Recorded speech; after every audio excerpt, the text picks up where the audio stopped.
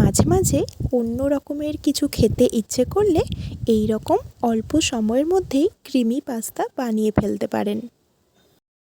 প্রথমে ফ্রাইং প্যানে দিচ্ছি কিছুটা বাটার। এবার কিছুটা পরিমাণ চপড গার্লিক এই বাটারে ভালো করে ফ্রাই করে নেব।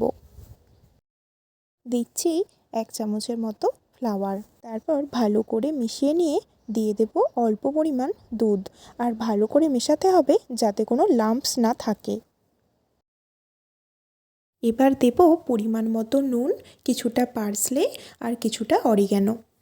এগুলোর জন্য ফ্লেভারটাও বেশ একটু অন্য রকমের হয়। এবার দিচ্ছি বেশ কিছুটা পারমেসান চিজ। এটাই এই পাস্তার মেন ইনগ্রিডিয়েন্টস। পাস্তার ক্রিমি টেক্সচারটা এর জন্যই এসেছে। এবার দিচ্ছি কিছুটা থিম, এটা আগে দিতে ভুলে গেছিলাম। সব কিছুর শেষে এবার অ্যাড করব আগে থেকে বয়েলড করে রাখা পাস্তাগুলো। এবার ভালো করে মিক্সড করে নিলেই তৈরি হোয়াইট সস ক্রিমি পাস্তা।